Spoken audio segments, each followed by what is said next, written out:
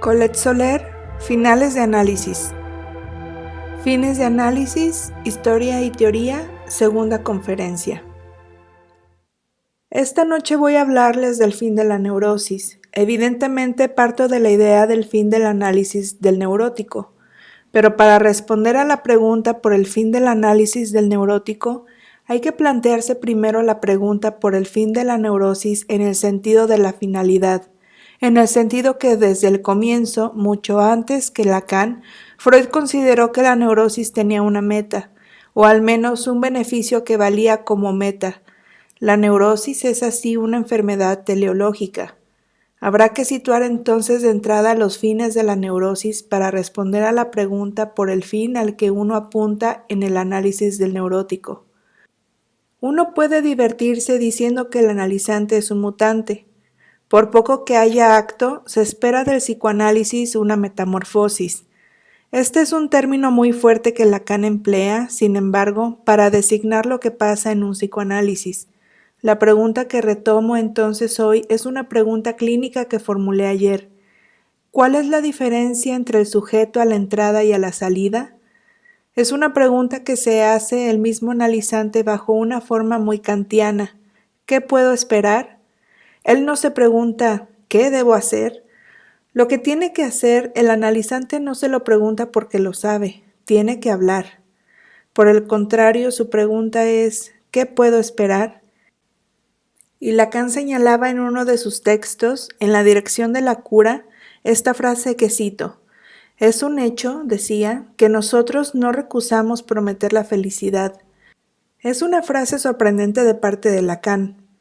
Sorprendente porque en muchas ocasiones él subrayó que la felicidad no le era prometida a quien avanzaba en la vía de su deseo.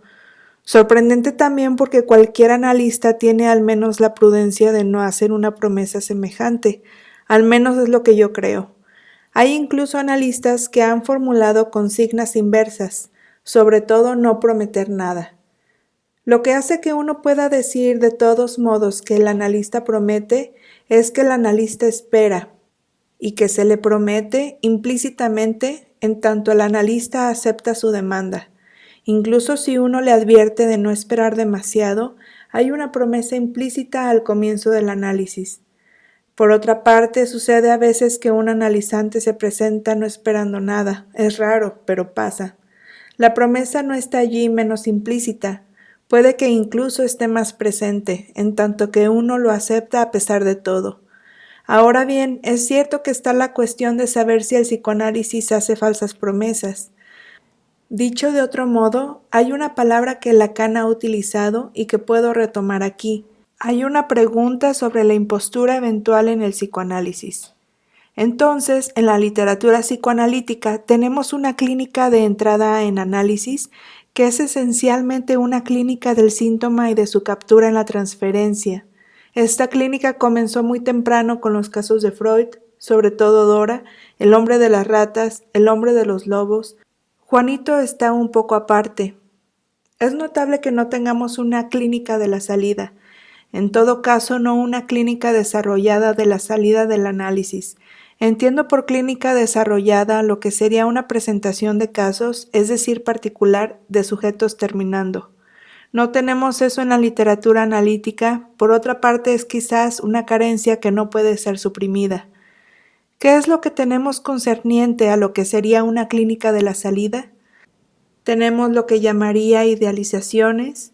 Las dejo de lado, no hablaré más de ello, de todo lo que Lacan denunció que es vehiculizado en la literatura analítica de normas ideales e imaginarias de lo que sería el sujeto al final, y que conciernen a la restauración de su yo, que conciernen a sus relaciones de objeto, llegando hasta la armonía, y que conciernen también a la unificación de sus pulsiones.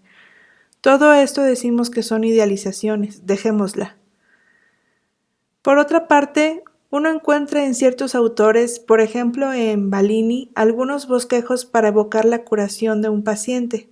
Uno encuentra la evocación de un caso que él tiene la satisfacción de considerar como verdaderamente curado, y lo que se le ocurre decir es que es una persona que después de su psicoanálisis ha logrado enfrentar los avatares de la vida, es decir, que ella ha logrado no recaer enferma a pesar de la guerra.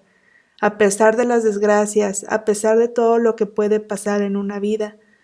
Dicho de otro modo, es la descripción de alguien banal. Hay algo parecido en ciertas evocaciones de Freud. Después de todo, decir que al final de un psicoanálisis normalmente uno debe haber reencontrado lo que él llama la salud, a saber, el placer de amar y de trabajar, es de alguna manera gracioso. El placer de amar y de trabajar le parecen los dos ejes, amor y trabajo, que hacen lo que él llama la miseria banal. Me gusta mucho esa expresión de Freud que dice: en el psicoanálisis uno ha hecho todo lo que tenía que hacer si ha reconducido la miseria neurótica a la miseria banal. Hago notar que Lacan en ocasiones, al pasar sin acentuarlo, retoma esto, sobre todo en una conferencia en los Estados Unidos. Hay que tener en cuenta que les hablaba a los norteamericanos. No dijo entonces que pensaba demasiado bien de eso, pero de todos modos dijo que cuando encontraba a alguien contento con su vida, pues bien, no lo retenía. Esta propuesta, que sitúa el fin del análisis mediante una nota, diría, de apaciguamiento, dibuja el retrato de un rostro calmo. No se trata ciertamente de sabiduría, en la medida en que, como lo evocaba, el problema del ablandecer es soportar la vida. Este es su problema porque está embarazado con su vida y más aún cuando más neurótico es. Está animado por la pasión de justificar su existencia, como lo decía Ella Sharp, proposición que Lacan ha puesto de relieve, de encontrarle un sentido. El ablandecer está embarazado entonces, y si uno logra temperar ese embarazo, uno puede decirse que eso no es nada, puede no estar de todos modos demasiado satisfecho. ¿Qué más hay? Del lado de Lacan hay no una clínica de la salida, pero el ensayo de todos modos dar un toquecito por este lado, algo como apólogos. Es lo que uno encuentra en su texto llamado Discurso de la EFP, donde nos indica 3 ejemplos clínicos de una clínica del sujeto destituido. Eso es lo que yo busco, una clínica del sujeto destituido. Tomo en primer lugar un ejemplo imaginario, imaginando la situación de un hombre de la Belle Époque en la guerra moderna. Como segundo ejemplo de sujeto destituido, toma el guerrero aplicado de Jean Paulhan, y luego se toma a sí mismo como otro ejemplo de sujeto destituido de 1961 en el momento, dice, en el que prosiguió su enseñanza sabiendo que ésta permitía a sus alumnos entrar a la internacional de la que él había sido expulsado hacía poco. Volveré sobre estos ejemplos enseguida. Voy a comenzar intentando responder a la primera pregunta que planteé, a saber, cómo situar de entrada lo que se llama la neurosis. Voy a partir de lo más clásico, de lo más conocido. Cuando hablamos de una mutación eventual por el psicoanálisis, la situamos, si nos referimos a la enseñanza de Lacan, en relación a la división del sujeto. Tomemos como primer ejemplo de la división del sujeto al síntoma, que si seguimos a Lacan a la entrada, hace signo. Es seguro que el psicoanálisis desplaza el síntoma, no digo por el momento que lo cura. Lo desplaza y en ese sentido lo reduce. Es el efecto terapéutico. Hay unanimidad en el movimiento analítico en considerar que el efecto terapéutico no es identificable al fin del análisis, que uno no puede contentarse con el desplazamiento del síntoma para decir que está al final de la tarea. No es solo Lacan quien dice esto, son casi todos los analistas, incluso Freud. Desde el comienzo hasta análisis terminable e interminable, buscamos otra cosa. Hay que decir que lo que el psicoanálisis trata entonces es la división del sujeto. La neurosis es ya una manera de tratar la división del sujeto, es una manera de arreglárselas con la división del sujeto, o si ustedes quieren, de responderle. No hay que confundir, por cierto, neurosis y división del sujeto, del mismo modo que uno no confundiría el no hay relación sexual con la degradación de la vida sexual, que es otra cosa. ¿Cuál es entonces el modo neurótico de tratar la división del sujeto? Hay otro modo que es el perverso, no es el mismo. Para responder a esta pregunta me apoyo en la enseñanza de Lacan, pero les hago notar que en la enseñanza de Lacan hay tesis sucesivas tanto sobre la neurosis como sobre el fin del análisis. Son tesis en progresión, incluso en ruptura unas con otras. Uno podría buscar la cronología de esas tesis y situar la neurosis en relación a la estructura de la palabra, en relación a la estructura de lo simbólico y en relación a lo real. No avanzo en esta cronologización. Tomo más bien lo que se ha depositado hasta el final en la enseñanza de Lacan, y bien hay que partir del nivel de la experiencia freudiana, es lo que hace Lacan, y la base de la experiencia freudiana es la experiencia de la castración. En este plano, Lacan me parece rigurosamente freudiano, salvo que resitúa la problemática de tener o no un pene en relación a lo que lo hace crucial, que es la relación al otro, esa relación al otro que es determinante clínicamente. Todo comienza entonces con la prueba del deseo del otro, con la prueba de la división del otro. Decir del otro es decir de aquel que está en el lugar del otro, de aquel que lo encarna, que en un comienzo es generalmente la madre, puesto que es a ella a quien se dirige la demanda. Ahora bien, esta prueba del deseo del otro debe entenderse en el doble sentido, en el sentido de experimentarla, de percibir la presencia, la dimensión de lo que se impone como falta, pero atención, una falta que no es la falta de la demanda. Hay faltas y faltas. Uno otro que demanda falta también, y lo que es determinante es la prueba de esa otra falta enigmática que duplica de alguna manera la primera. Aquí hay que decir que hay un elemento de encuentro, algo que viene del lado del partener que va a encontrarse o no y que es determinante para el sujeto. Por eso la dimensión de la biografía no es de ninguna manera eliminable en la perspectiva de la estructura, porque en el origen hay de algún modo una taiche. La prueba es también, más allá de experimentarla, de encontrarla, una prueba en el sentido de la dificultad. ¿Por qué el deseo del otro prueba al sujeto? Es muy simple, lo prueba porque sacude sus pretensiones, sacude sobre todo las pretensiones de su demanda, que es necesariamente demanda de amor.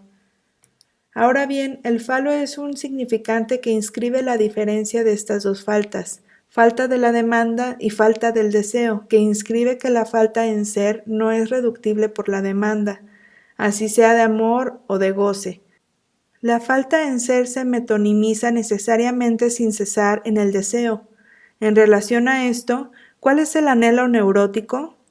Ustedes conocen la fórmula de Lacan, es ser el falo.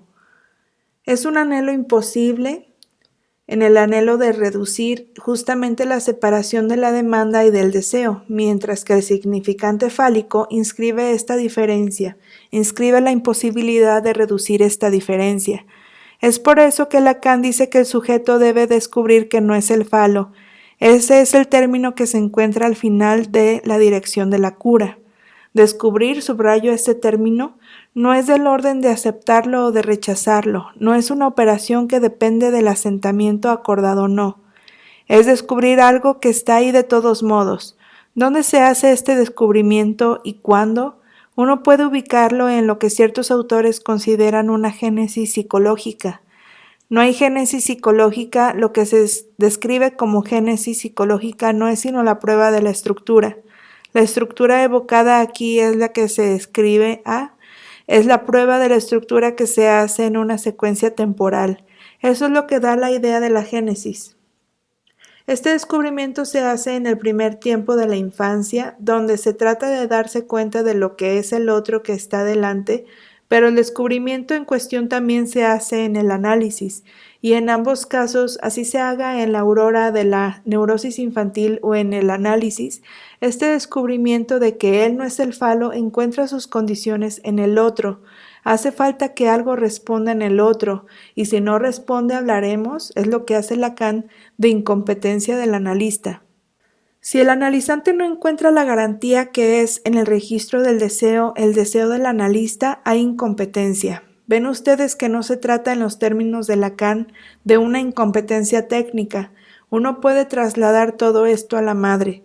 ¿Por qué no hablar de incompetencia materna, no de buena o mala madre, sino de una incompetencia materna sobre el modelo de la incompetencia analítica? La incompetencia materna es la incompetencia en dejar filtrar el deseo, es la incompetencia en mostrarse, digámoslo así, castrada. Es por eso que la buena madre, lo que se cree la buena madre, para nosotros es a menudo la incompetente en materia de deseo. Todo parte entonces de la falta de pene de la madre. La falta de pene de la madre es el momento clave del diagnóstico de la neurosis infantil que se encuentra tras toda neurosis y que es capital saber diagnosticar cuando uno quiere hacer un diagnóstico de psicosis. Cuando uno se encuentra frente a un psicótico, o mejor dicho, frente a un sujeto cuyo diagnóstico es incierto, lo primero que debe buscarse es la neurosis infantil. Cuando uno no la encuentra, tiene una razón para ser prudente en su diagnóstico de una neurosis adulta. La falta de pene de la madre es entonces un momento de revelación que no es una revelación anatómica. La falta de pene de la madre, eso lo saben todas las personas que trabajan con niños o deberían saberlo, no es el momento en que el niño descubre la desnudez materna, porque bien puede tenerla todos los días delante de los ojos sin que haya tomado jamás para él ningún sentido, ningún peso, sin haberle producido ni frío ni calor. El momento de descubrimiento de la falta de pene de la madre es el momento en que la anatomía se pone a significar. Es decir, que lo que se revela en ese momento crucial de la infancia no es la anatomía femenina, es la naturaleza del falo. La naturaleza del falo, en tanto que dice Lacan, no es sino un punto de falta en el sujeto. Ahora bien, ¿cuál es la manera neurótica de responder a lo que hasta aquí es prácticamente el camino de todo sujeto? La manera neurótica me voy a servir para situarla de los últimos párrafos de los escritos. Lacan la designa como una bonita expresión, la llama el passicitation, paso vacilante de la neurosis. Uno puede ver la manera en que Lacan en este párrafo juega con la lengua. ¿Qué es eso de passicitation, paso vacilante? Lacan dice, extraigamos el pas del pas de penis para transferirlo al pas de savoir, en francés pas de, que se traduce en castellano por sin o por paso de. Es una construcción equívoca que puede significar dos cosas. Puede significar la negación, no hay pene, no hay saber, o puede significar también dar un paso, es decir, adelantar, hacer un progreso. Entonces la neurosis es un hesitación, falta de vacilación o paso vacilante entre pas de penny, falta paso de pene, y el pas de savoir, falta paso de saber. ¿Qué quiere decir esto? Quisiera explicarlo como yo lo entiendo y en el doble sentido. Tomemos pas de savoir, paso falta de saber, como una adquisición de saber, como dar un paso. Uno puede tomarlo así porque hay un efecto en ese momento crucial de la infancia, una revelación, la revelación de una verdad, que el otro falta. Escribamos esto A', esta es una adquisición de saber. Ahora la vacilación de la neurosis consiste en que el sujeto neurótico no quiere creer en esto. Vacila en creerles a sus ojos, vacila en creer lo que experimenta, vacila en el fondo entre A' y A. Es la primera versión del pa-hesitación, paso vacilante de la neurosis. Se podría evocar aquí la traducción clínica de esta vacilación. Hay muchas. Evocar en primer lugar una traducción en lo imaginario. En lo imaginario lo que traduce esto es el desdoblamiento de las figuras del otro en las figuras, por un lado del otro omnipotente y por el otro del otro castrado. Este par está muy presente en la experiencia. El paso vacilante, pa-hesitación entre A' y A, se traduce más esencialmente aún en la estrategia del deseo en la neurosis, ya sea como obsesivo se haga garante del otro, es decir, que lo complemente con su industriosidad, destinada a sustentar un otro que se podría suponer no borrado por el deseo, o como histérico, haciéndose el agente de esta barra.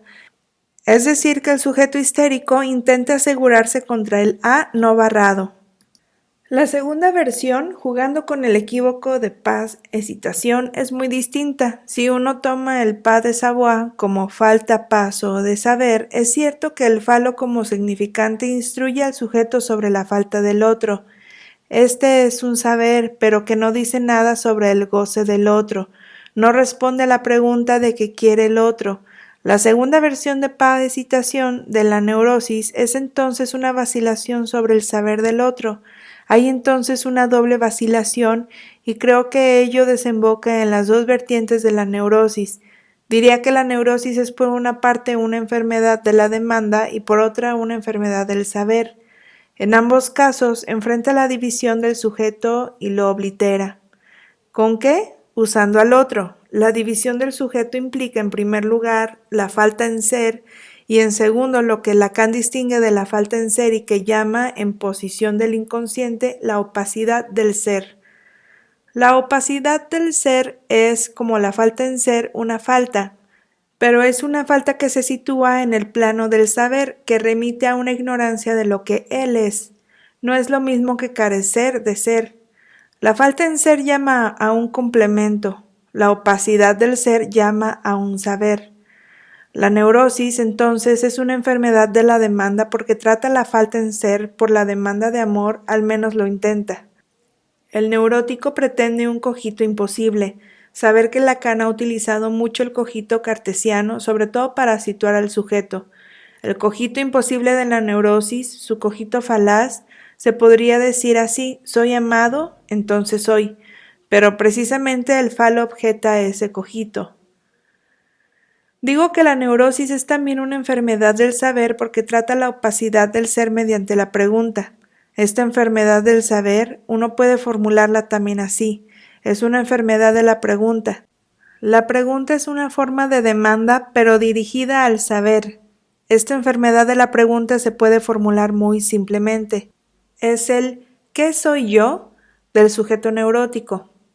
En las dos vertientes, falta en ser y falta en saber, la posición del neurótico es recurrir al otro, a un otro que es supuesto poder responder por el don de su presencia o por el aporte de su saber, otro que es supuesto poder dar o responder, transmitir el saber.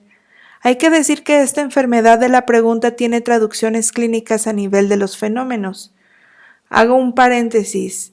Es descifrando el síntoma como Lacan formula la neurosis como una pregunta. Sin embargo, incluso a nivel fenoménico, la dimensión de la pregunta neurótica está presente. Está presente ya en las preguntas del niño, está presente en la clínica bajo la forma de una propensión notada ya por el mismo Freud, o bien a hacerse preguntas, es el obsesivo, o bien a plantearle preguntas al otro, es la histérica.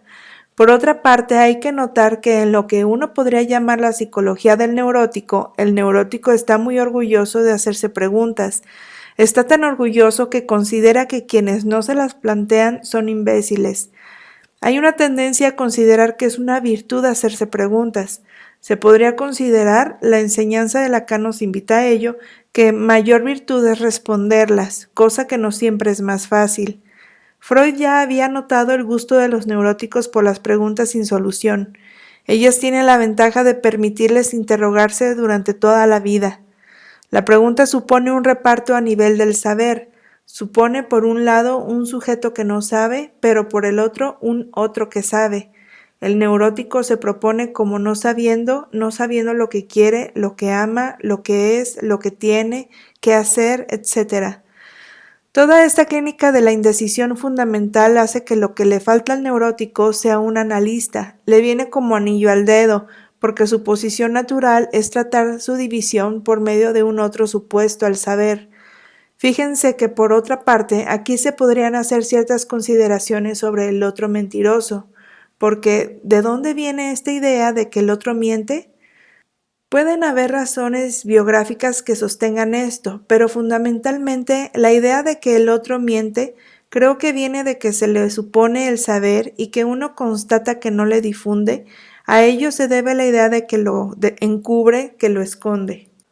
Hay que decir que hubo un analista en la historia del psicoanálisis que ilustró eminentemente que la transferencia hace creer en un otro mentiroso, en un otro que no dice el saber que tiene. Fue Ferenczi que hizo además una doctrina sobre el origen de la neurosis. Ahora, hay que plantearse sobre qué versa la pregunta dirigida al saber. Hago notar que hay un punto de diferencia fundamental con la perversión. El sujeto perverso, que no está menos dividido que el sujeto neurótico, dado que habla, el sujeto en la perversión no presenta para nada una enfermedad de la pregunta. El sujeto perverso sabe qué hace gozar al otro, lo sabe en acto. A partir de esto, él no se hace preguntas. Por eso decía ayer que uno no analiza la perversión en tanto tal como la simple razón que la perversión no llega a formular una pregunta. No llega a formular la pregunta en el punto en que ésta se correlaciona con el sujeto supuesto al saber.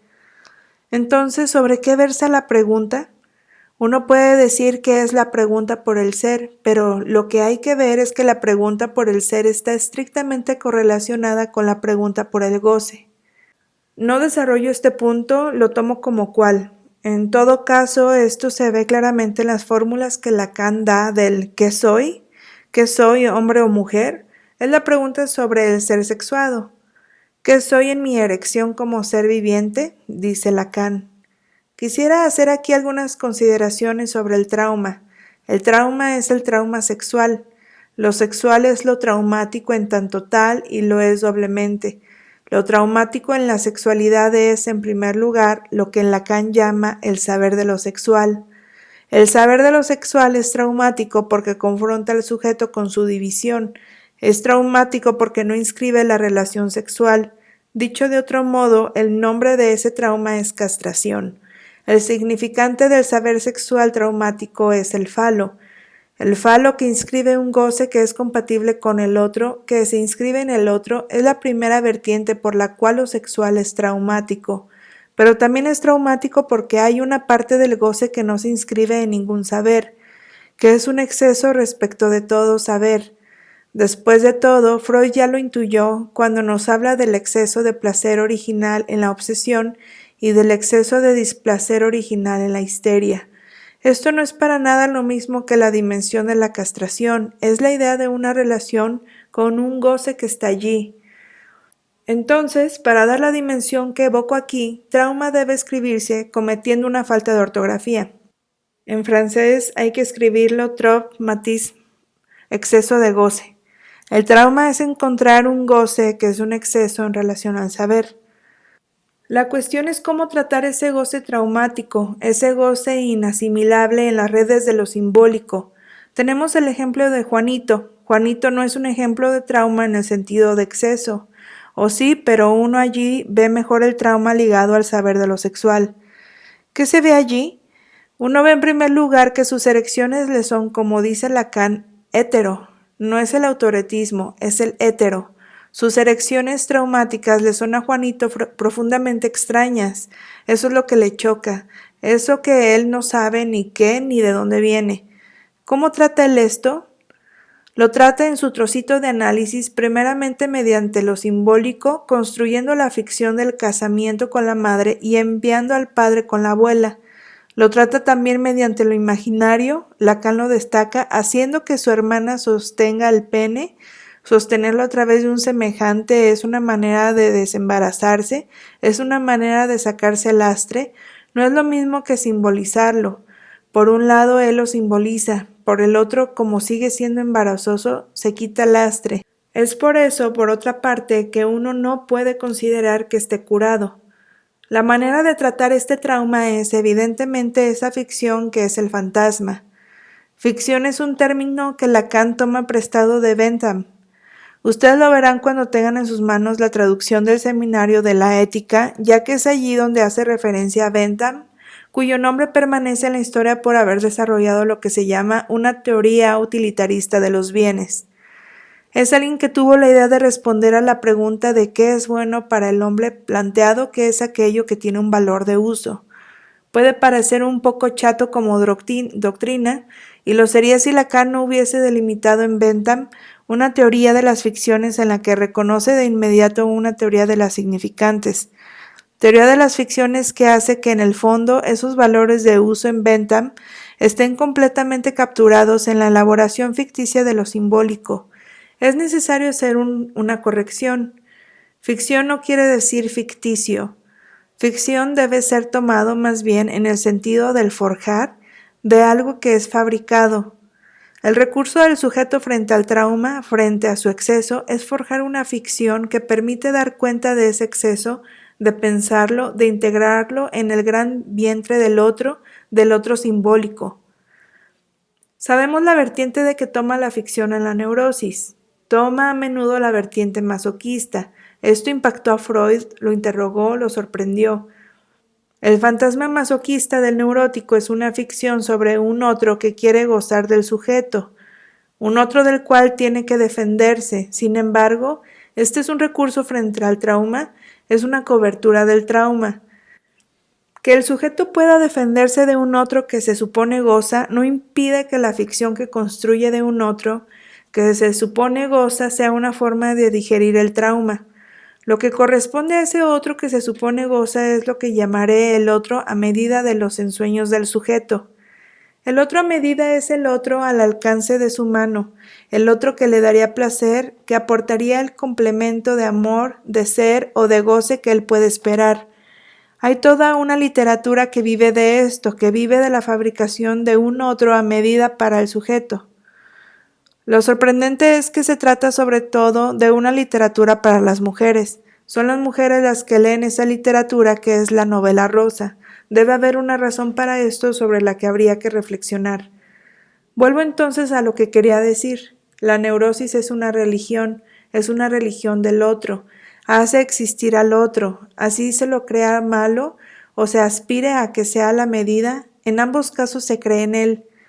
Freud subrayó sobre todo el lado creyente del obsesivo, al punto por otra parte de hallar una homología entre los ritos de la religión y el síntoma obsesivo. Creo efectivamente que si la versión religiosa que es la obsesión está sobre todo del lado del ritual, ello no impide que la histeria también crea. Cree sobre todo en un estilo místico, no en el estilo ritualizado, pero eso no impide que el sujeto histérico crea. Pues bien, pienso que el psicoanálisis aporta en este punto la solución de la neurosis. Quiero decir que en este punto hay una incidencia del psicoanálisis porque ¿qué se hace en el psicoanálisis? Se produce la división del sujeto en acto, se la pone a trabajar en la transferencia y esto hace que Lacan pueda decir que se construye esta división. ¿Hasta dónde? Hasta el punto de hacer desfallecer la religión del otro. La caída del sujeto supuesto al saber no es más que esto, es una destitución del otro que se supone goza o sabe. ¿Qué quiere decir que el otro no existe? Es una expresión compleja. Quiere decir conducirlo hasta el punto en que el traumatismo, es decir, el trauma del agujero, da la solución de traumatismo, es decir, del exceso de trauma. ¿Por qué da la solución? No da, por supuesto, la solución de la división del sujeto, al contrario, la refuerza, pero da la solución de la ficción neurótica en la medida en que ésta alimenta lo que Lacan llama la pasión del neurótico. Esta pasión hay que entenderla en su doble sentido. Es a la vez la idea que el neurótico se hace de la castración como teniendo un agente, el otro, que la querría y entonces le echa la culpa al otro, en el sentido casi de un delirio pasional, delirio entre comillas, porque no se trata de la psicosis, pero se las agarra con el otro en tanto causa de sus desgracias. El otro no sabe y no goza porque no existe. Si el sujeto llega a darse cuenta de esto, eso resuelve no la castración, sino el hecho de representarla como una pasión. Resuelve lo que llamaré la querella al otro. ¿Cómo se traduce esto en los fenómenos? Eventualmente se lo podría dejar como una pregunta. ¿Llega uno a curar la religión que es la neurosis? Se traduce esto como hacer un ateo, no un ateo en el sentido de la profesión de fe, porque decir soy ateo no prueba que uno no sea creyente. Un ateo en el único sentido que puede tener verdaderamente y que diré con un juego de palabras, un ateísmo. El ateísmo del final del análisis resuelve la religión neurótica, dejándole al sujeto la carga de su división y su castración. El acto analítico es la forma eminente, la cima en cierto modo, del ateísmo del sujeto destituido, y cuando Lacan dice el analista no se autoriza más que por sí mismo, he aquí lo que yo llamo una fórmula ateísta, haciendo el equívoco entre acto y ateo. El analista no se autoriza más que por sí mismo. Lacan agregaba a veces, verbalmente, sí es analista. Autorizarse por sí mismo quiere decir en todo caso que no se autoriza más en el otro. Dios está muerto, dice Lacan, nada está permitido, contrariamente a la frase corriente. Dios está muerto, todo está permitido. ¿Qué quiere decir? Quiere decir que si Dios está muerto, el sujeto se encuentra privado del apoyo de la prohibición. La prohibición es un apoyo, es incluso el apoyo del Marqués de Sade, del que Lacan habla en su Kant con Sade, y del que habla largamente de su seminario La Ética. Es lo que le permite sostener su deseo bajo la forma del desafío. Si Dios está muerto, nada está permitido porque ya no hay nadie para prohibir. ¿Cómo hallar las huellas clínicas de este ateísmo? Creo que las 3 descripciones de Lacan que evoqué al comienzo de mi charla de esta noche son descripciones de este punto de ateísmo. Creo que las 3 descripciones de Lacan que evoqué al comienzo de mi charla de esta noche son descripciones de este punto de ateísmo. Se encuentran en el discurso de la SFP, en el número 1 de Silicet, que Lacan pronunció en 1967, justo después de haber presentado su propuesta del pase. Es entonces un momento muy importante donde comenta cierto número de puntos sobre la cuestión del pase. En este texto ustedes hallarán la descripción del sujeto destituido. Si tomamos los 2 últimos ejemplos del sujeto destituido, primero del héroe de Paul Hahn en El guerrero aplicado, les diría, grosso modo, que es un personaje que hace lo que hay que hacer. Está en la guerra y bien, hace la guerra sin hacerse preguntas, sin hacérselas al otro, sin pedirle explicaciones a nadie. Es verdaderamente una figura nada simpática que no está hecha para gustarle al neurótico. Es una persona resuelta que llega a la obstinación. El segundo ejemplo es el de Lacan haciendo su seminario en 1961, contra todos y a pesar de los abateres y las catástrofes a su alrededor, es ciertamente un personaje más simpático. Pero ¿cuál es el rasgo en común con el guerrero aplicado de Paul Hahn? Que no se hace preguntas sobre el otro, que no suputa sobre el otro. Creo que este es el rasgo de las figuras que nos propone aquí. Son sujetos resueltos que no piensan en el otro. Por eso Lacan dice, la destitución subjetiva es un efecto de ser, no de falta en ser. Es un efecto de ser, pero no es sutura, porque el recurso al otro de la neurosis es una forma de tapón. Dicho de otro modo, describe el fin de una vacilación, el fin de la vacilación neurótica sobre el otro. Esta resolución, porque esto se presenta como una resolución, apacigua algo de la neurosis, apacigua su pasión por la queja, sus reproches. Dicho de otro modo, se trata de que la neurosis ceda en algo, que ceda sobre su religión. ¿Y qué es lo que esta religión implica? Implica una querella al otro. Por eso en alguna ocasión Lacan emplea el término paz. No es la beatitud, es, digamos, una obturación de la pasión por las querellas. Fíjense que esta es una descripción muy precisa de una superación de lo que Freud describe como el escollo del fin del análisis, porque cuando uno ve el texto de Freud, el escollo del fin que describe en Análisis terminable e interminable, no es la castración en sí misma, es la protesta del sujeto frente a la castración. Hay entonces 2 versiones, la que llama versión masculina, Freud habla de protesta porfiada, y del lado femenino de envidia del pene. Lo que Freud nota que no llega a reducir es el elemento prostatatario, que no depende de la necesidad estructural, sino de una posición del sujeto. Si algo puede reducir esto, es la destitución del sujeto supuesto al saber y nada más. Es por eso que el análisis lo conmueve. A nuestro sujeto destituido, Lacan lo llama lo incurable. Me gusta esta expresión con su dimensión irónica. Lo incurable no es para nada lo mismo que inanalizable. Lo inanalizable, que es una expresión que fue promovido por la IPA, es una manera de declararlo fuera del juego antes de comenzar el psicoanálisis. Lo incurable es el producto al final, es totalmente lo opuesto. ¿Qué es incurable al final? Uno puede decir que es la división misma del sujeto, pero este siempre fue incurable. La neurosis, dije, es una manera de tratarla, pero tan mala que conduce al sujeto a un tratamiento. Lo que hace verdaderamente incurable, me parece, es un saber, es decir, es el hecho de que sale instruido. Es el término de Lacan, estoy citándolo, acerca de ese algo que no es una nada, a saber, su división. Está instruido al final sobre la inanidad del sujeto supuesto al saber, instruido de que el sujeto supuesto al saber es inaccesible. Esto quiere decir que hay saber adquirido al final del análisis, un saber adquirido que al menos momentáneamente hace imposible recurrir al analista, hace imposible el llamado al sujeto supuesto al saber. Lo incurable es un sujeto dividido que adquirió un saber que lo priva de recurrir al analista. Es paradójico, ¿no es cierto? Entonces la felicidad, habría que plantearse la pregunta. No voy a desarrollar este punto, voy a detenerme. De todos modos, haré notar simplemente una cosa.